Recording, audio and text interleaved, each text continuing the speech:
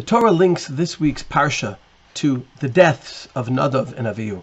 Vayedaber Hashem el Moshe Acharei Mot Shnei v'nei Aaron. The question is, what is the message after death? I believe we get the message in the very next pasuk. It talks about the kohanim entering the Mishkan properly, v'lo yamut, in order to avoid death. Judaism reacts to death by valuing life, by trying to protect life and ensure that people can survive. We see this message in each of the Parsha's 3 prakim. The first parak, as mentioned, speaks about how to enter the Mishkan properly. And in general, when we speak about the kohanim are symbols of life who are meant to distance themselves from death.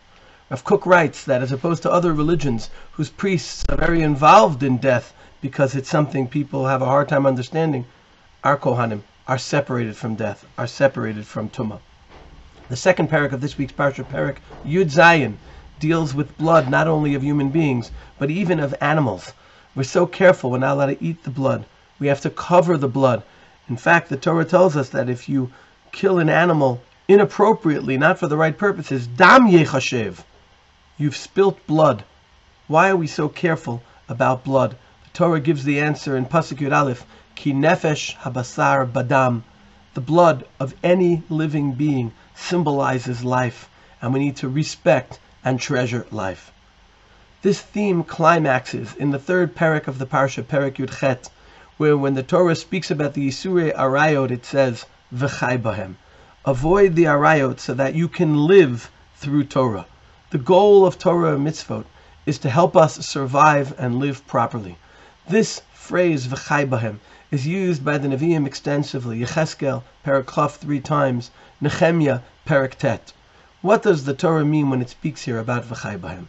So on the one hand, the Sifra and Unkelis both speak about life in the next world, and obviously mitzvah fulfillment brings us to the next world.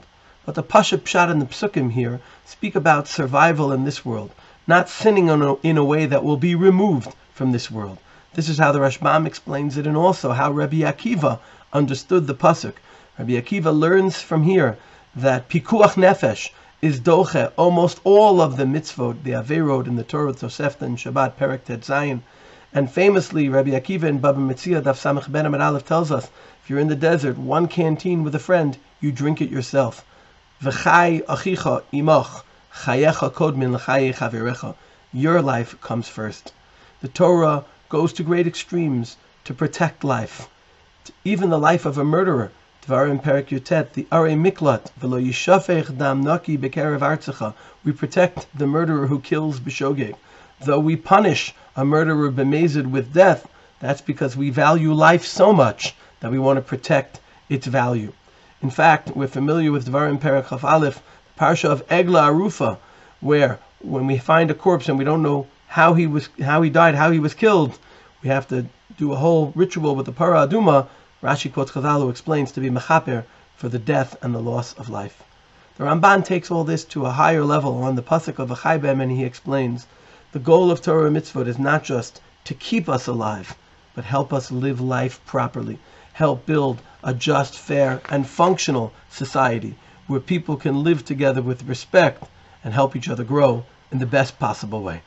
May we learn from Parshat Acharei Mot and from death in general how to appreciate, treasure, value, and develop life to the fullest.